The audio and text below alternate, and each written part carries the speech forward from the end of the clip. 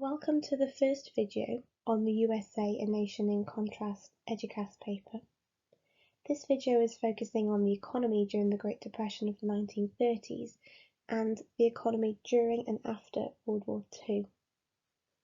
This is only a content video. There will be no walkthroughs of how to do exam questions, although there will be some examples of exam questions from the USA paper that you could have a go at doing after looking through the contents of this video. Okay, so let's start with the event that starts the economy of the 1930s, which is the Wall Street crash of 1929.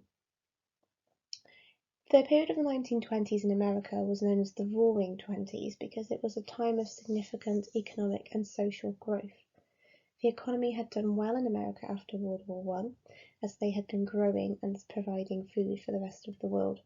And they hadn't really gotten directly involved in the war, so they hadn't suffered the losses that the rest of the world had. This continued to grow in the 1920s, but it slowed down towards 1928 or so, and the economy started to feel the strain. They were producing more food, for example, than was available to be sold, so there was a lot of excess, and that was causing the economy to shrink slightly. Now, Wall Street is an area in New York, in the financial district, where a lot of stocks are bought and sold. Stocks are like invisible investments, and you can have stocks in different companies. So an example would be Ford Cars could have a series of shares or stocks that you could buy, and they would be worth a certain amount of money. Now, that worth grows and shrinks daily, depending on the economy and depending on how well that business is doing. Now, in the 1920s, as people were doing well in terms of money, a lot of normal people were encouraged to buy shares and stocks in these companies in order to help the company grow. And they were told that if they helped the company grow, when they decided to sell their shares, they would be worth more than they initially bought them for. So people would be able to make a profit. This was called speculation. It's where you speculate on the market and you have a go at trying to make a profit at something. This was very popular in the 1920s. But in 1929, people who knew what they were doing, experienced investors, began to notice that the economy was slowing down. So they sold their stocks in anticipation of something bad happening. This caused the price of stocks to drop even further. And in October 1929, normal people started to notice this too and began to panic. Many of them sold their shares quickly.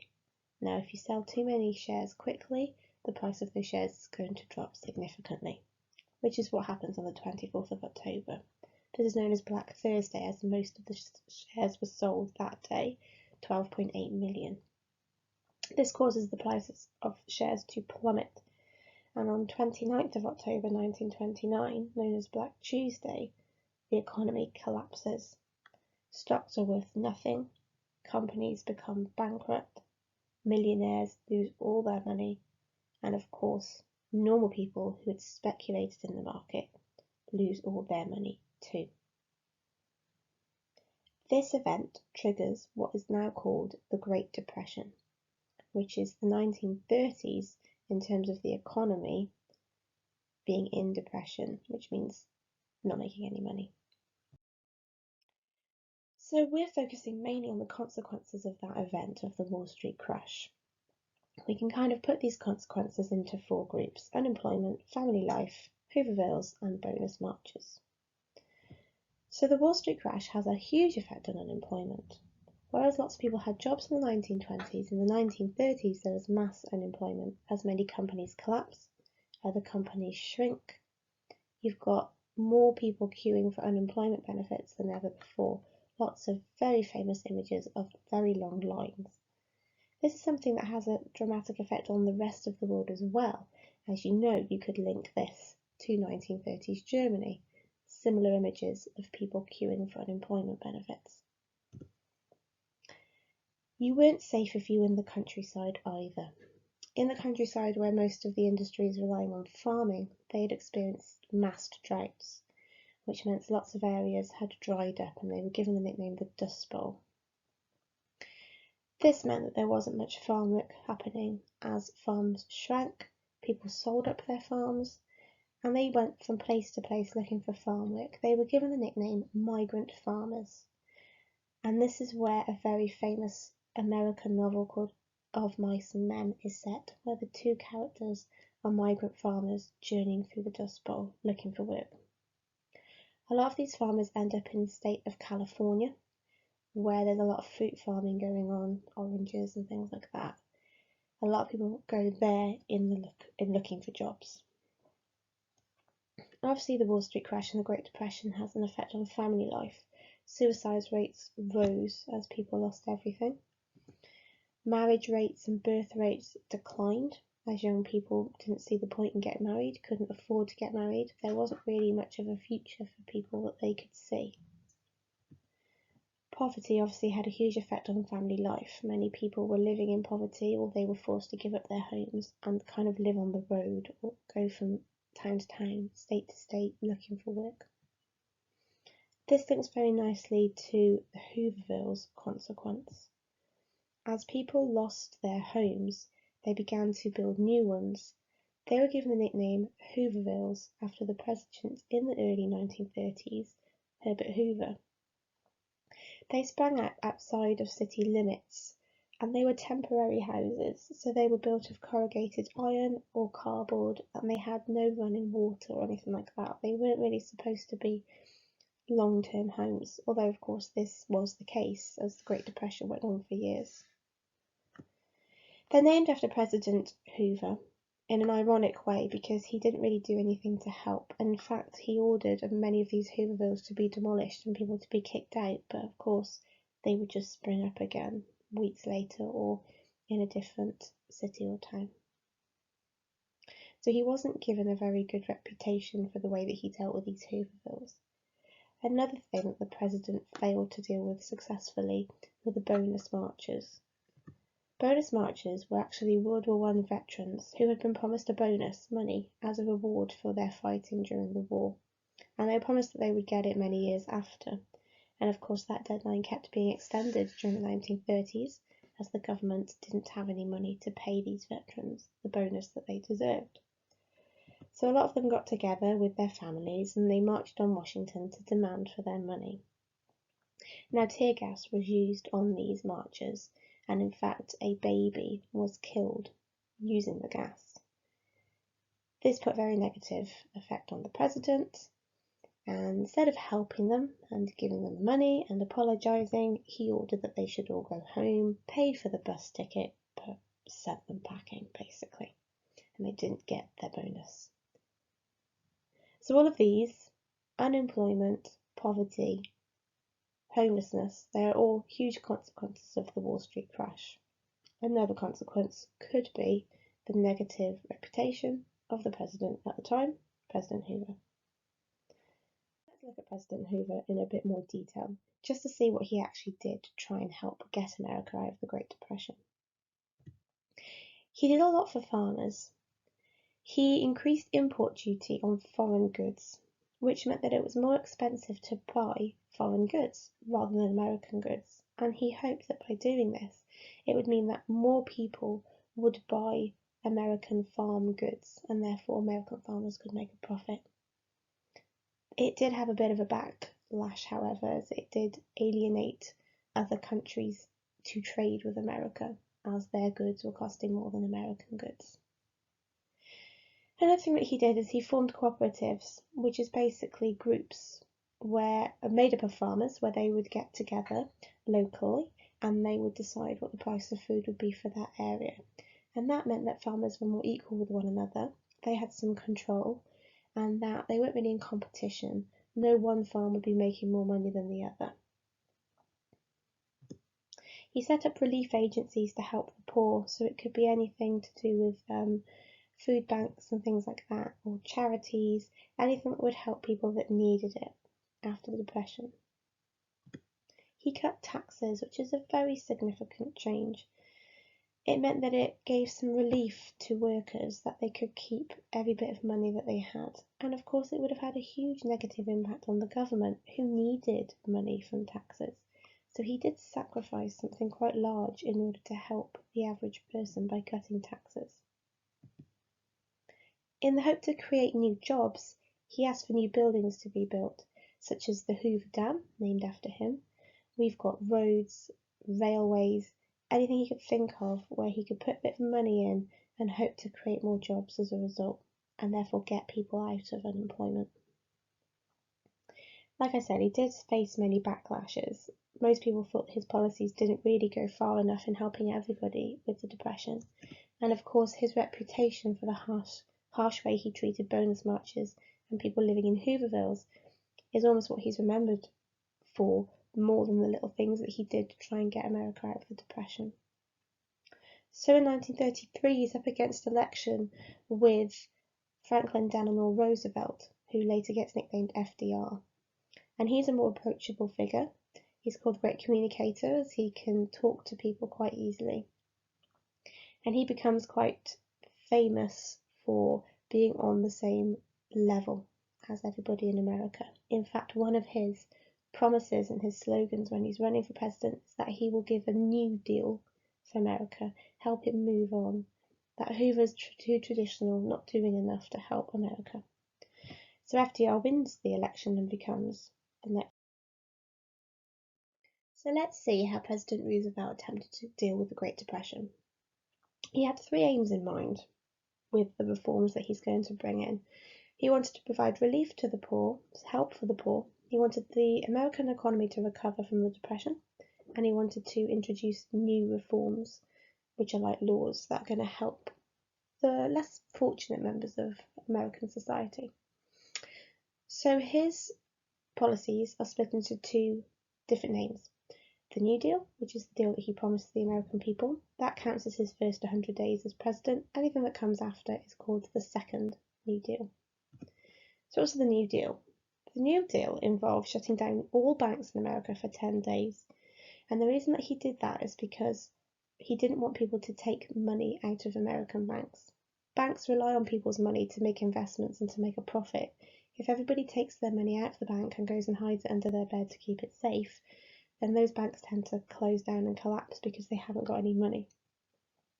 So what FDR did is he only allowed banks that could reopen because they had money to reopen after those 10 days. Any bank that couldn't was shut down and their money was transferred into a bank that could use it.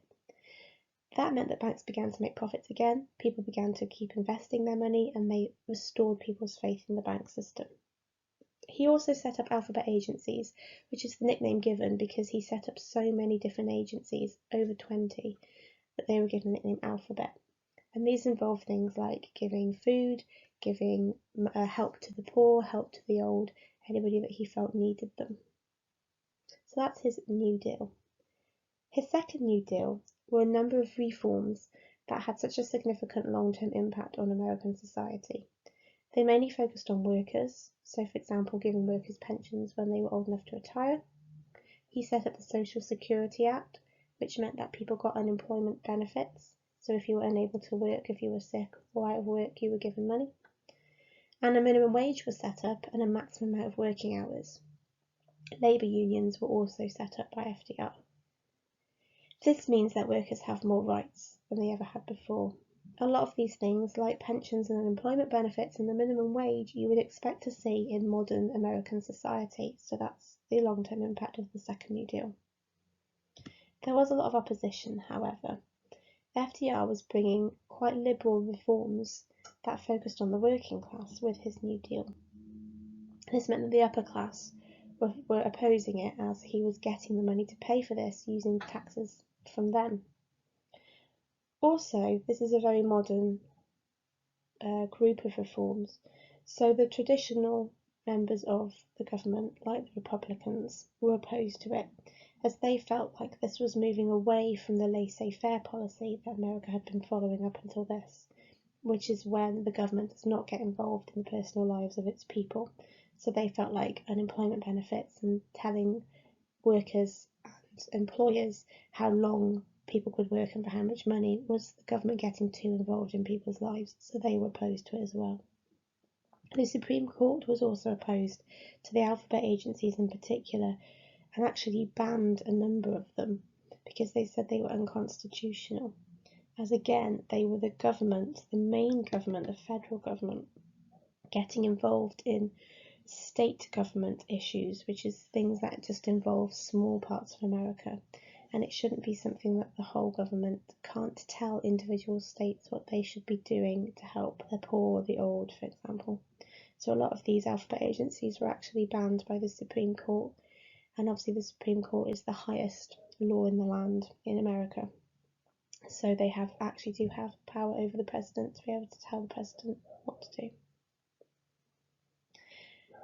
But President Roosevelt was one of the most popular presidents in America. People say that he got America out of the Great Depression with his sweeping reforms that have such a long-term effect on American society.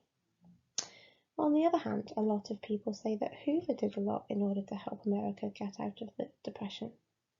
And others say that it wasn't the president and their policies that got America out of the Depression. It was an event. Of course, in 1939, the big event is World War II. Even though World War II actually begins in 1939 in Europe, it doesn't really directly affect America until 1941. And that's because in 1941, the Japanese, who are allies with Germany, attack Pearl Harbor, which is a naval base in Hawaii, which is a state in America. America believes that this is an act of war. The Japanese were trying to make America weak so that they cannot attack Japan. So they declare war in 1941, and they are now officially allies with France and Britain. Up until then, they had been involved in terms of giving supplies and help to Britain, but they hadn't directly used men to fight, for example. So a lot of people say it's what happened to the economy during the period of the 1940s, when most of the war was being fought, that causes the economy to grow. And we're going to split that into what they're doing during the war and what happens after the war. So the economy during the war, I'm going to focus on two groups, money and work. Those are the two things that tend to make up an economy and judge if it's successful or not. So money, companies change their outputs to prepare for war. Outputs means the things that they are building. So a good example of that is General Motors usually produce cars. During the war, they're now producing machine guns. This meant that the industry is growing, and they're making profits because they're then selling the weapons to the allies who really need them. This means that during World War II, half of all weapons in the world are actually US-made weapons. This involves things like machines and vehicles as well as weaponry. So this is going to affect employment. Number one, if you're in a war, you need an army. So many men are conscripted, which means forced to join the army. So this deals with a lot of the unemployment figures in that way. And then, of course, because the economy is growing, more factories are being built, more work is needed. This means that more jobs are created in that field as well. So unemployment falls from 24% to 2% during World War II. And of course, the greatest change that we see in terms of employment is who is being employed. So women in factories has become very common, as a lot of the men are away fighting. But notice in that bottom picture there, it's not just women, those are black women. So we've got ethnicities and minorities are being given more rights in the workplace. This means that you've got women in particular who have more money and more freedom than they ever had before the war. After the war then, the economy continues to thrive. So we have examples of things like war bonds. War bonds are similar to the stocks and shares in Wall Street. The government asked normal people to invest in the war. If they gave some money to the government would put that money into creating weapons and vehicles and things like that. They told people that they should see positive in that because it means that if they're building more weapons, they're creating more jobs, which means people are getting more money. They also promised that when the war was over, they'd be able to cash in their war bonds and they would get the extra bit that comes with it. What's it called? Insurance or investment? Interest, that's the word. So they would get interest on that. So a lot of people cashed in their war bonds and got quite a bit of money as a result. This was a very clever move on the government's part because, of course, they used that extra money to put back into the US economy by buying things such as cars. Military spending didn't finish once World War II was over. We've got the Cold War, which we're going to look at in the next video. So, fighting does not end with America. America drops the first atomic bomb on Japan, on Hiroshima and Nagasaki. And it's the dropping of this atomic bomb that officially ends the war in the Pacific. It makes America one of the most powerful countries in the world, as they have a weapon that can kill thousands of people in the blink of an eye. But they have to keep on researching and investing into these weapons. So a lot of military spending is still happening, and that goes back into the economy. Trading begins to open up now that the war is over. People are starting to trade with one another again, and you don't have to worry about German U-boats sinking your supply ships. And of course, Europe needs goods more than ever before. And who is available to make those goods and sell them? America. This leads to a huge economic expansion. The economy grows, more jobs are created, they adapt to suit the modern lifestyle. So for example, processed foods, foods in tins, these are things that America can create. By the end of the 1940s, the US has produced half of the world's manufactured goods. They are one of the most richest and powerful countries in the world. This leads us to the post-war American economy. 1950s, famous as being a time where living standards in America are at an all-time high. It seems that everybody is living in a beautiful house with lots of food and clothing and modern appliances. You get some very famous adverts that you can see on the screen there. So what we're going to do is we're going to look at what would be the positives and the negatives of the economy growing so much in the 1950s. Let's start with the positives. So one of the things we've already talked about is that citizens got money from the war bonds, and they were using that to buy lots of lovely things like cars and washing machines. This is good because prices of goods are cheap at that time. Production is efficient, which means that goods don't need to be that expensive. Wages are going up, so people have more money to spend. New homes were built in places called suburbs. Suburbs are large areas outside of towns or cities that are mainly made up of parks and houses. And you can see them, they're all symmetrical, they're all almost identical. Garden, drive, enough space for the car, for a family. And the idea was that you would bring your family out to live in the suburbs in the safety, but you would be close to a town or city so you could get a job and you could commute back and forth. Houses in these suburbs were supposed to be affordable, and they were modern, so they were full of the latest gadgets like ovens, microwaves, televisions, washing machines. Freeways are being built, which are American motorways, because there are more cars on the road than ever before. This means that people can get places quicker, so you don't really need your corner shop anymore. In order to feed the suburbs, supermarkets were built on the outskirts. People could get to them using the motorways. And obviously that links to the manufactured goods with the tinned goods and tinned food and things like that, because that's what you're using to stock the shelves. Many people owned a car, a TV, a swimming pool, and all the mod cons that we talked about before. This is the typical 1950s view of America that most people have. Of course, it wasn't all positive for everybody. The freedom that women had experienced during World War II declined dramatically. As the men returned home from war, they wanted their jobs back.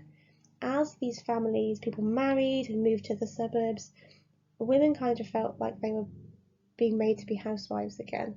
And of course, with all these mod cons that forced women into the home, like ovens and hoovers and washing machines, it was almost as if it was saying this is the new role for the woman. Being out in the suburb also made people feel very isolated. Women weren't able to pop into the streets anymore to see their friends. Everybody was quite far away and you needed a car. And of course, not everybody could afford these new houses. There was a lot of racial inequality. These suburbs banned selling houses to ethnic minorities like Mexicans and African Americans. 29% of the population were actually living under the poverty line in the 50s. And it depended where you lived. The southern states were poorer, so places like Georgia and Texas. There was no health service at this time. If you were ill, you had to pay to go to hospital, see a doctor and get medicine. So of course, it's all very well if you can afford to buy all these houses and kitchens and microwaves and whatever, but a lot of people couldn't even afford to buy medicine. There was no pension or welfare services in the 1950s to help the people that really needed it. So if you were fit and healthy and able to work, you would be okay. But if you weren't, and it depended on where you lived and what colour your skin was, you would not be seeing the positive effects of the growth of industry.